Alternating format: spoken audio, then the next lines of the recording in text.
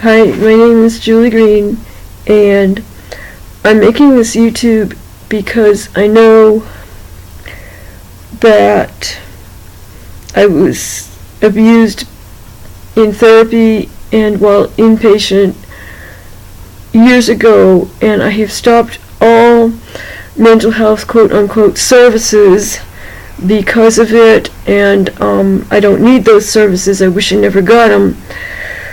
But even though it was still, many years ago now, I'm still so traumatized that it's the number one thing holding me back is that trauma. It seems to be never ending and just kind of pointless. I do have a few friends. Most of them keep me at arm's length. They don't want to be close. Most of them refuse to talk on the phone and refuse any real meaningful dialogue with me. As soon as we get to that point, we don't. They keep me away. I've started organizations that flopped every single time because no one wanted to join them since I was running them. I started a forum. I didn't get any participants. I started a meetup group. No one showed up.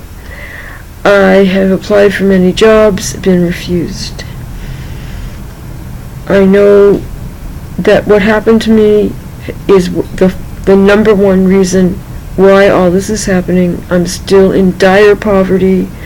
My family doesn't include me as part of their families. It's like I don't exist. I have no coffee buddy. That's been going on for ages, except for users. And I have had a couple guys hit on me, but I'm not interested because of the abuse done to me while inpatient by the so-called sitters. These are the one-on-one people that monitor you. They abused me, and because of this, I have no tolerance for human proximity at all. I just can't stand having any humans near me. I don't like being touched, and I am very uncomfortable with any kind of sexual contact. I believe this is all because of the abuse. Another thing, if you label me, if you say anything that's even close to a psychiatric disease, I will jump on you. If you say, "Oh, Julie, you look nervous," I will jump on you. If you say, "Calm down," I will jump on you. If you say, "Take a deep breath," I will jump on you. And it's a knee-jerk reaction. I'm aware of it, but I keep doing it, and I know that it's all because of the abuse. I saw a therapist named Maria Mellano from Thanksgiving of 2010 until I dumped her in March of 2012. That woman harmed me badly. She used threats, manipulation, accusations, and the threats included threats to put me in a state hospital.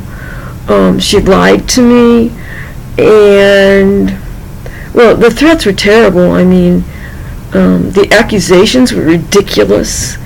The manipulation was ridiculous. I mean, she was on some kind of power trip. I know others that were harmed by her. I would not recommend this therapist to anyone.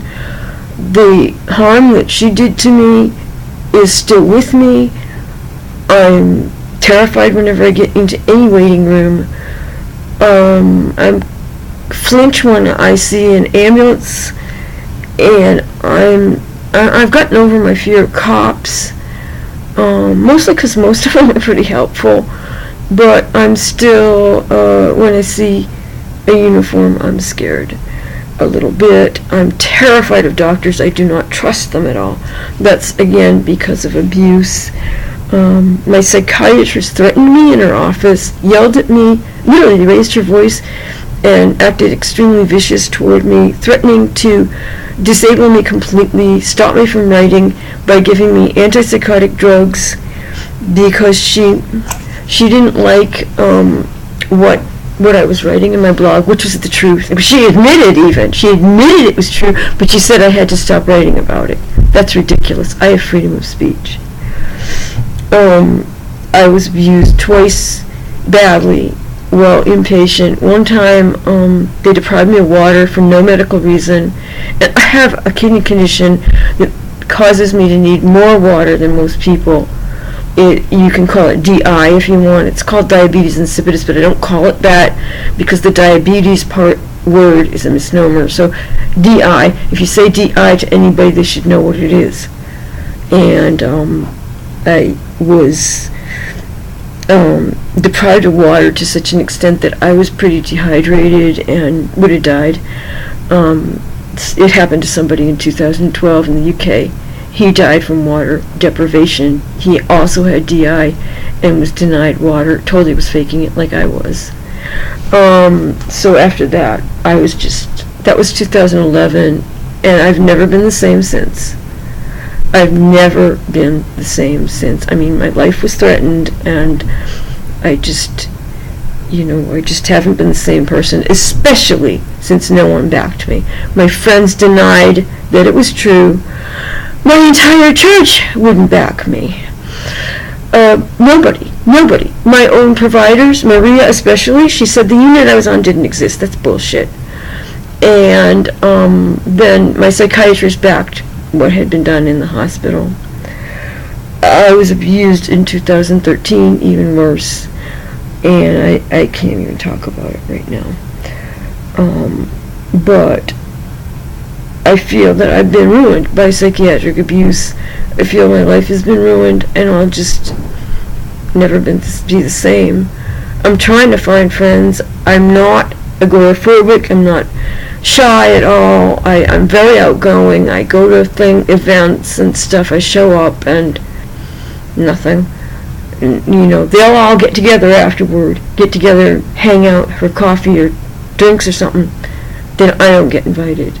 So I feel like I deserve an apology from Maria, from Kimberly Pearson, from Mass General and Mount Auburn, all of these that harmed me. Oh, and from the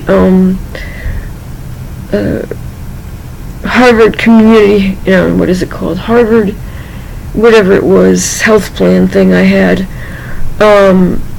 That Harvard Vanguard, that was what it was. They were also abusive, neglectful of me, not answering my calls, etc. And I know that this had to do with the abuse, that I was just being denied medical care when I really, really needed it. So I've moved. I've been relocating at least once a year ever since. And I'm ready to pack up and move at this point from where I am because I don't have any friends here. So I don't know where I'll go. Sometimes I think I'll make more friends if I just get homeless and hang out on the streets. I just don't know. It seems like homeless people are a lot nicer than people with homes who just don't get it. Okay, bye.